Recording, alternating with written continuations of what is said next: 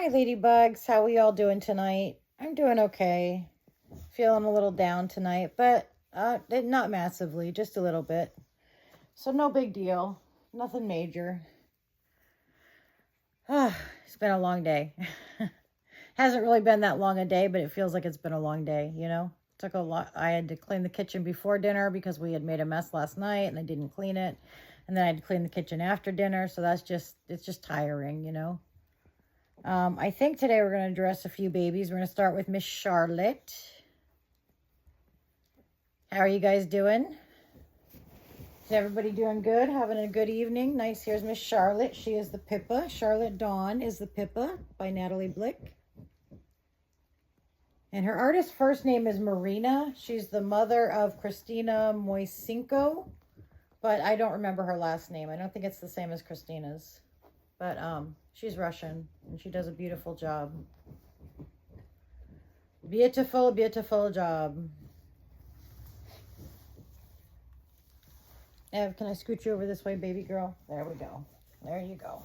There you go. Good girl. All righty.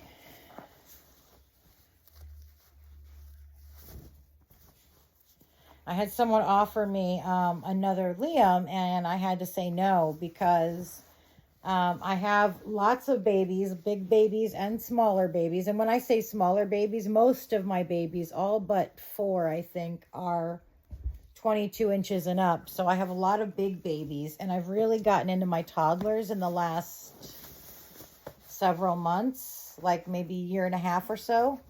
And until I can sell a few of the smaller babies, I just can't bring any more toddlers into the house. Do you know what I mean? I have so many toddlers, and the toddlers are bigger.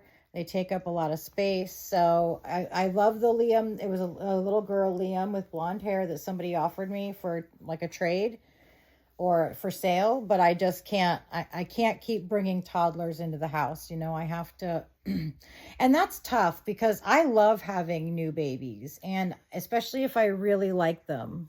Hold on a second. Oh, you can have that. It's just a piece of paper.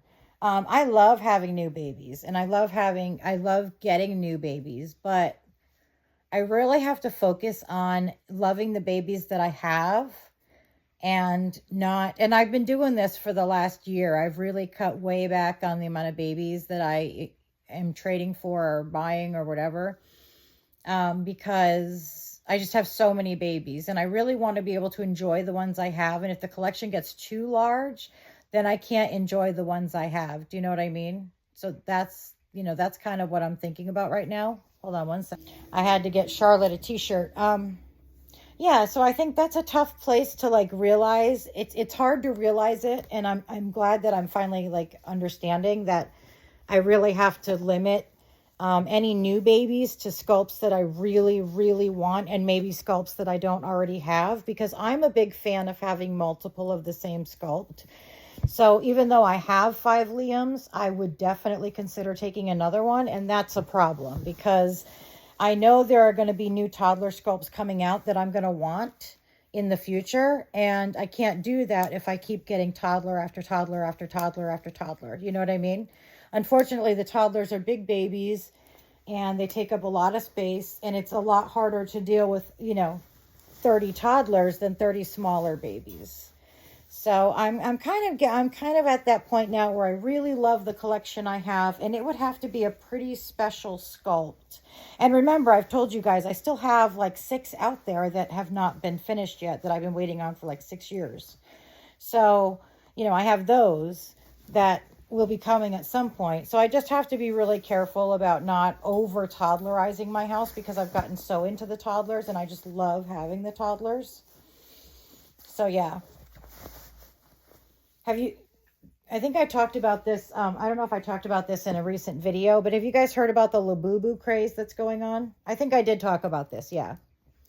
And that's kind of like what I'm glad that I have a hobby that I love, but I'm also glad that my hobby doesn't switch with the trends. Do you know what I mean?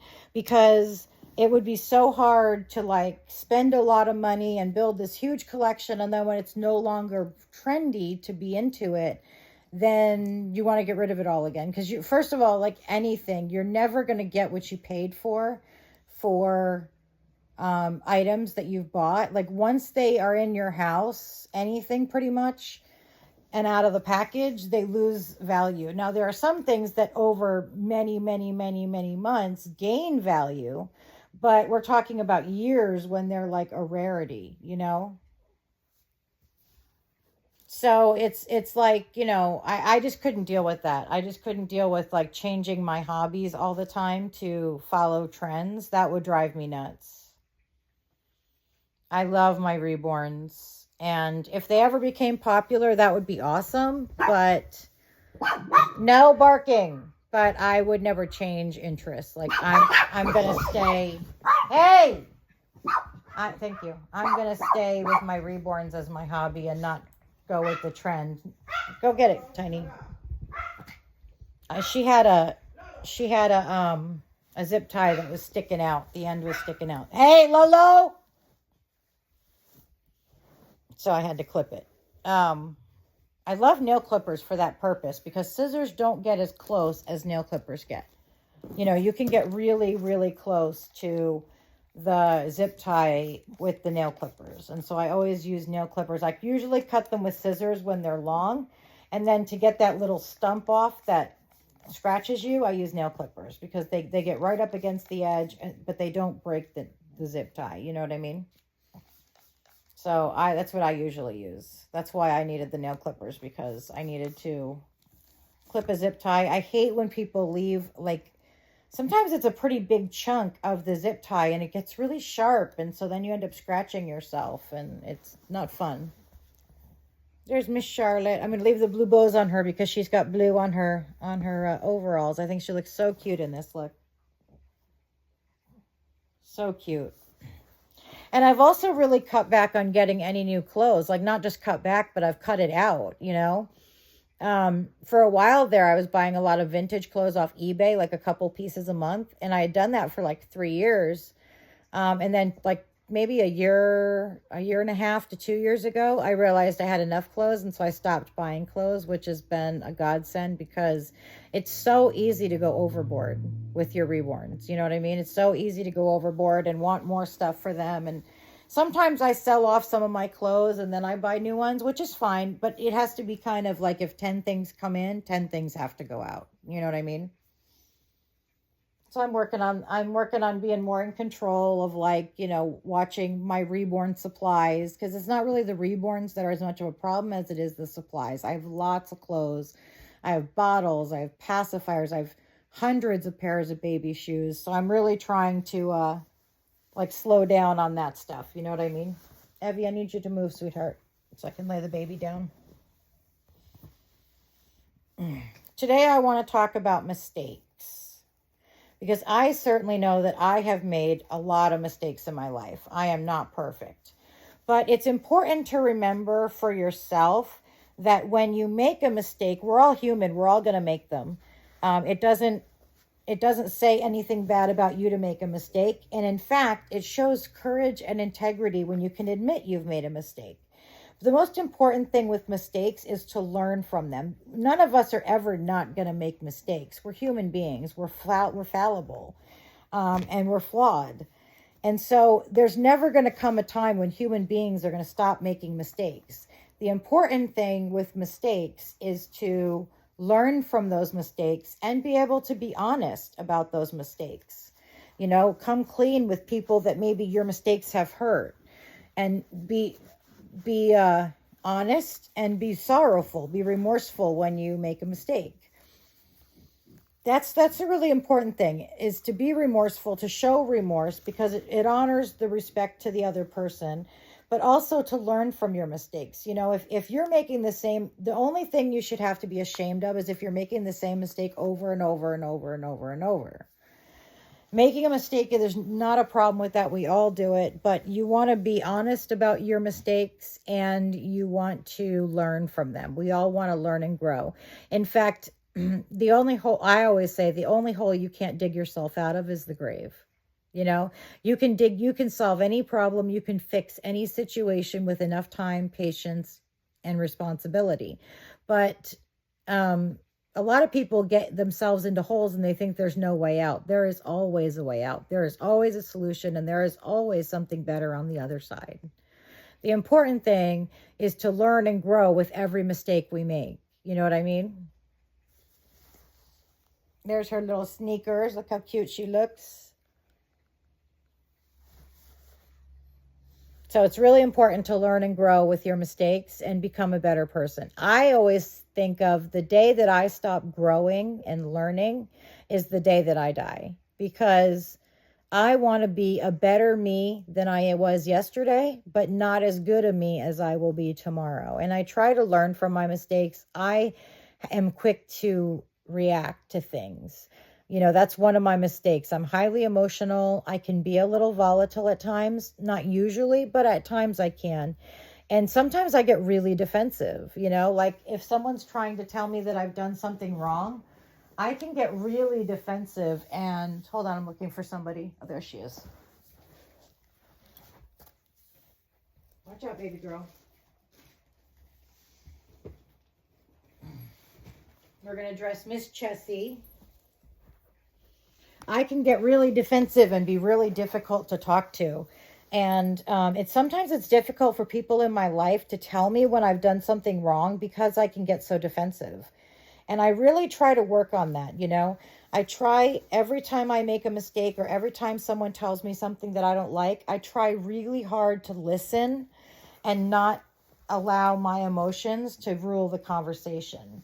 Because I want the people in my life to be able to speak with me. I want them, move Shiloh, you can't lay there, buddy. I want them to be able to tell me when I make a mistake or when I've done something wrong or when I've hurt their feelings. I want them to be able to tell me that, but my defensiveness sometimes gets in the way. Nobody likes being told they're wrong, and nobody likes admitting they're wrong. That's just a fact. But it's important for the people in your life to be able to talk to you, to be able to tell you when they think you've hurt their feelings or when you've done something wrong. And it's important for us as individuals, in order to grow and change, is to own that, is to be able to own that fact and say, yes, I messed up and I'm sorry. Or, no, I don't think I messed up, but I understand that it hurt you. And for that, I'm truly sorry. And so it's important not to sacrifice yourself or to constantly admit that you're the one at fault when you're not at fault in a situation, but it's equally as important to admit when you are at fault. And not only to admit that you're at fault, but to express regret for that action if it hurts somebody else. We all want to treat our loved ones the best we can, but defensiveness, especially in today's world, is very common, and it can ruin relationships. So it's really important that we all not only take responsibility for our actions, but show remorse and show that, you know, if I hurt you, I'm truly sorry and really mean it.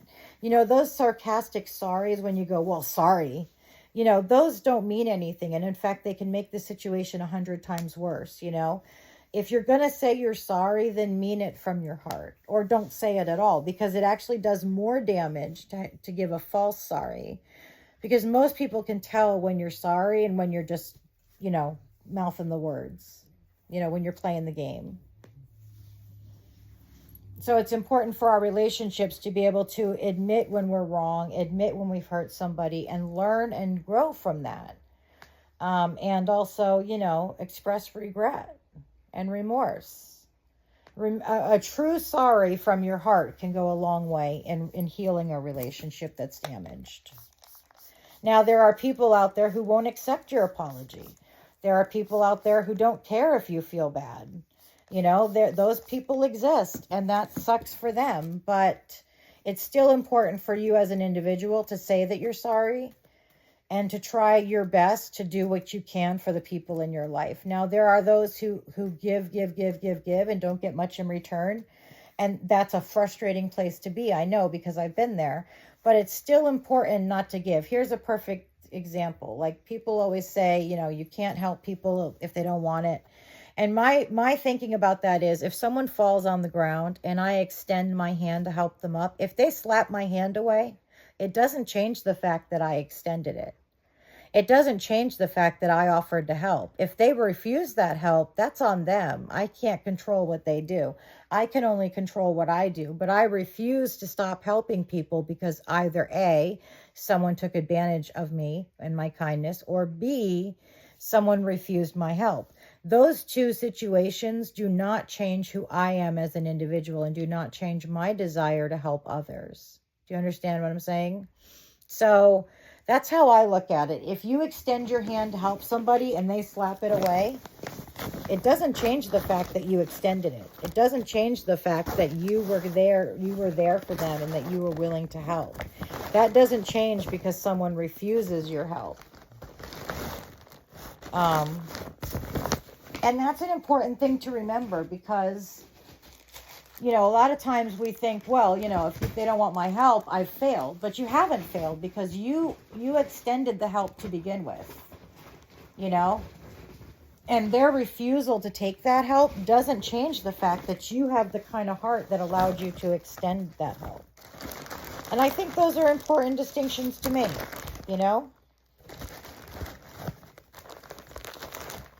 I know I've had my hand slapped away many times, and I always try to remind myself that it doesn't matter that they slapped it away. What matters in my world is that I extended the help to begin with.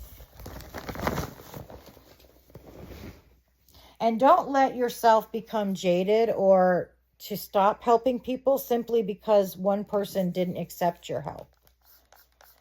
It may be that 100 people won't accept your help, that they'll take advantage of you, but it doesn't change the fact that at some point somebody will accept it.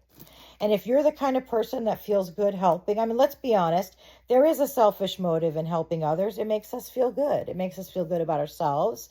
It makes us feel good about what we're doing. It makes us feel good about our choices. So there are a lot of benefits that we get out of it from helping others. So it's not completely altruistic. There is some selfishness in that we all get out of it. But I hope that if you guys ever get taken advantage of, that it doesn't change your heart to still help people. Because there are people out there who need your help, and there are people out there who will accept your help. Look at that little pumpkin. These are my two Maggies. This is Milo. You've met Milo before, and Chessie. I know you've seen them both, but they are the same kit, but look how different they look. This is why I really enjoy having multiple of the same kit, because I love the fact that they look so different and that they look like completely different babies, but they are made from the same kit. The artists that made these babies are amazing. And she's got a little ruffle around her waist and a big bow on her chest. Isn't she adorable? And little, looks like ballet. They have the appearance of ballet slippers on her feet, little crisscross ribbons. Super cute. So it's really important to remember that don't let anybody else dictate who you're going to be and what you're going to be. You know what I mean? If you choose to stop helping people because you've been hurt too much, that's your decision, and I completely respect that. But don't change who you are because somebody else didn't accept your help or because somebody used you. If you get tired of it and for your own needs, you need to take a step back from helping people, that's totally fine. But don't let other people dictate who you are. You know what I mean? Do what you need to do for you, but make sure you're doing it for you and not because of somebody else. Another thing that's really important, one of the things I'm very big on is fair fighting. And, I'm talking about arguing. I have certainly had my fights with my partner, but we have never once called each other a name. Not once. And we have never thrown things at each other. We've never become physical with one another. We have, and even our fights, there is no yelling. It's almost exclusively talking in maybe a more stern voice, but it's not yelling. And one of the things, I think there are a couple of factors that help in fair fighting when you have problems with people. One is using I statements. I feel. When you do, I feel. Rather than saying you make me feel. Because then you're giving up all your control. You're putting all of the power on the other person. You're saying you're making me feel this way. So you're basically giving up all accountability to your own emotions, you're giving them all your power, and that's a dangerous place to put yourself, you know. So I statements are a good way to handle conflict. For example, when you don't subscribe, I feel bad. Now that, because nobody can make you feel anything. Nobody can make you feel or do anything. You know, you can't, nobody can make you feel bad. They can't make you feel mad or sad or happy. You don't get happy or sad because of other people. You get happy and sad because those are your emotions. And it's important to own those emotions because A, it brings the power back to you. If you have control of your emotions, then you have control of your life.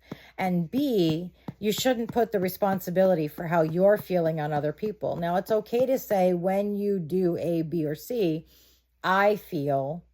So you're making the connection and the correlation between the action or the behavior and your feelings, but you're still owning your feelings.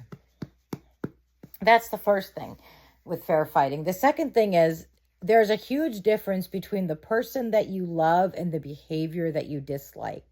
So it's really important to make that correlation, especially with kids, but even in romantic relationships. Like I have said to my partner, you're acting bitchy. But I have never said you are a bitch. I have never called her that because she is not that. You know, she is a good person. And sometimes, just like I do, we act bitchy. So I think there's nothing wrong with pointing out the behavior. It becomes a problem when you start insulting or downing the person. So even in your romantic relationships, it's important to distinguish between the person's behavior, the undesirable behavior that you don't like, and the person themselves, because I'm sure if you're with that person is a good person, and they may have undesirable behaviors because we all have undesirable behaviors. So that's important to make that distinction. And here's the other thing I want to say about relationships. If you're in a relationship that makes you unhappy, leave. It's really that simple. Leave. Don't stay in a relationship where you're emotionally or physically or mentally or verbally abused. Okay? Or if you're an abuser, don't stay in those relationships. If you're unhappy and you can't find a solution, end the relationship. Because you deserve a peaceful home. You deserve a peaceful life. And you deserve a life filled with joy. Trust me when I say life is too short. One of the things I've had to come to terms with my Ehlers-Danlos is that I probably won't live to be an old person. And so I know better than anybody how quickly life goes by. And I can tell you that life is too short to be unhappy and miserable. So if you're unhappy and miserable and you can't find a solution, maybe the solution is to leave. Maybe you're not right for that person. Maybe you're not right together. Maybe you bring out the worst in each other. But only you can make those choices. Don't make those choices for anybody else. Never stay with somebody for anybody else and never leave anybody for anybody else. It's all about what you want and what you need for your life. You are so cute. Look at that face. So just remember that life is too short to be unhappy. And if you're unhappy, leave. There's nothing wrong with ending a relationship. There is something wrong. You know, I'm going to give you a great example of what you shouldn't do in a relationship. When I first left my ex-husband, the father of my children, I met a guy who I really liked. I liked him a lot. He was very smart, very intelligent, very kind. And we dated for many months. He never came to my house. He never met my children because I wholeheartedly believe that you should not bring a man into your home if you have children, because the risk of abuse goes up by 300% when you bring a non-related male adult into the house with children that are not theirs. And so I just never thought it was worth the risk. So that's my stance on that. But So this guy knew I had 2 children, but he had never met them. I wasn't going to play the whole, here's your 8th uncle thing, you know? And it should it had gotten more serious, or I, felt that that was appropriate, I might have changed my mind, but at that point I didn't. And he was very wealthy. He was an independent computer contractor. He was extremely wealthy, and he was very generous with his money. And after we had been dating for about 3 months, we would meet to go out to dinner or go on walks. And like I said, my kids were never involved in those dates, and he never came to my house. He asked me to marry him, and I really liked him a lot. I even loved him, but I wasn't in love with him. And I knew that. And I felt like it would have been incredibly unfair, not only to myself, but to him, to take him off the market for somebody who wasn't in love with him. He deserved to find the love of his life. He deserved to find someone who would love him more than anything and would be in love with him. And if I had married him, number one, it probably wouldn't have lasted because I wasn't in love with him. And number two, it wouldn't have been fair to him because he could have missed out on a really great relationship because I agreed to marry him. A relationship where he was in love with somebody. Now, I don't know if he was in love with me, but I wasn't in love with him. And like I said, I just didn't think that was a fair thing to do. I liked him enough and I cared about him enough that I wanted him to find that person for him. I wanted him to find somebody who he was in love with, who was in love with him. I wanted him to find his soulmate, and it wouldn't have been fair. It wouldn't have been fair to me, and it wouldn't have been fair to him. So I just bring that up as an example of, like, think about if you're not in love with your partner, if you love them, but there's a difference between loving somebody and being in love with them. If you're not in love with your partner, it's not fair to you and it's not fair to him, because you two could be missing out on something really amazing while you're not in love with each other. Do you know what I mean? You could be missing out on your soulmate, and that's not fair to you and that's not fair to him or her. So I just wanted to point that out because I believe it's really important to be in love with the person you're with, not just love them. Because we can love many people, but that doesn't mean that we're in love with them. You know what I mean? And I think it's important for everybody to find their perfect person. And you can only do that if you're not otherwise bogged down in a relationship. Because if you're in a relationship and you're a faithful person, which I hope you all are, because I have no belief in cheating at all, and you meet your soulmate, you may not give it a chance or look at it in that light because you're with somebody else. So it's unfair to you. It takes away your chance to find the right person for you, and it's unfair to your partner. You know, there's nothing wrong with saying, I'm just not in love, and it's not fair to either of us. You know? Everybody deserves happiness. Everybody deserves to find the love of their life. And you can't do that if you're stuck in a relationship with someone that you know is not the love of your life. So it's important for anybody who's in a relationship, even if you love the person but you're not in love with them, think about finding another situation, because again, it's not fair to you and it's not fair to them. And you could be missing out on something really, truly amazing because you're tied up in another relationship. Here's Kaya. She's the Pickle by Nikki Johnston. I just adore her. The only thing I wish about Kaya is that her hair was a little bit longer so I could do like little tiny pigtails. It's kind of a bummer that it's so short, but it's okay. She's still so beautiful and I love her to pieces. But yeah, I truly believe that everybody has somebody out there that is made for them, specifically for them. And I truly believe that if you are not attached, that you will meet at some point the love of your life. And it's important that you have that ability to be open when you meet the love of your life, so that you can be open to that possibility. Because a lot of us, when we're in a relationship, we close ourselves off to other possible relationships, which is the way it should be. But if you're not in love, then you're possibly blowing. You possibly have already met your soulmate and didn't see it because you were wrapped up in another relationship. That's why it's so important to be honest with yourself and with your partner about whether or not you're in love with each other.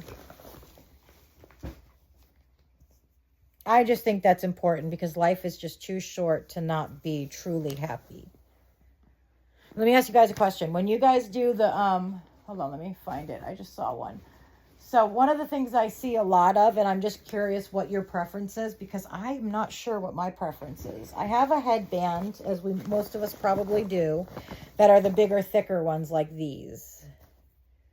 Do you put these behind the ears or on top of the ears? Because I've seen it done both ways, and I'm just not sure which I prefer. With the smaller headbands like Kaya is wearing, I prefer behind the ears. But with these thicker headbands, it can be harder to get the headband all the way behind the ear. So do you prefer it still behind the ear like that? Or do you prefer the band to go over top of the ear? I'm just curious because I know I've seen it done both ways. And I actually saw a debate about it in one of the Reborn groups a couple weeks ago. And I was just curious what you guys think, whether you like it on one side. By the way, Joey went to the groomer today. So he's all handsome. Look at him. He's all pretty. He's a groomed little man. He's all pretty and handsome. Yes, he is. He's a good boy. So I just wanted to go through that with you guys and tell you that if you're not in love with your partner, please find someone you are in love with, or at least break up that relationship. Because a lot of times we close our minds and our hearts off. Joey, get down. When we're in a relationship. So it can be difficult to be open or to keep our eyes open for another relationship while we're in one. And it's important to think about yourself and think about your partner. You have to be fair to yourself, and if you're not in love with your partner, then you need to find someone that you are in love with. I have been in relationships where I've loved the person, but not been in love with them. And it doesn't feel very good. It feels almost like I'm holding myself back and like I'm holding them back. So that's just food for thought. Again, my advice is all just my opinion and you can take it or leave it. I'm certainly not anything special. I just come on here and talk about my opinion, and hopefully it helps some people. And if it doesn't, then I'm sorry. But if you're not religious, you can go ahead and log off because we're going to do the prayer now. Okay? I hope you have a great night.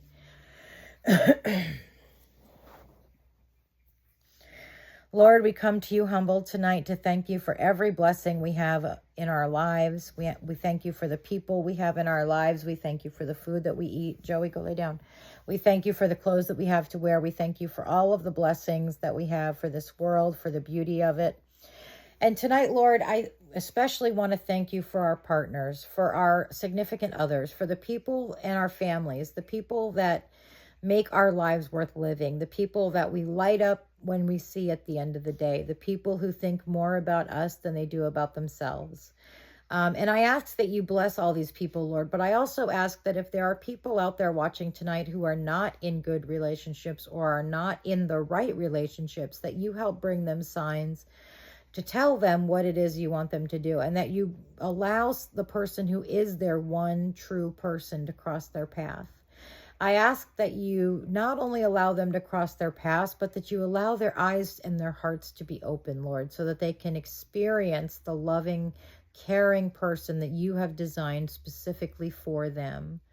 We all know, Lord, that you design somebody for everybody, but it can be very difficult to meet that person. And even if you do meet that person, it can be difficult to keep your mind, your heart, and your eyes open. So I ask, Lord, tonight that you open the eyes of all of my viewers and you help them to decide whether or not the current relationship they're in is the right relationship. And if it's not, that you make that breakup as painless and as peaceful as possible.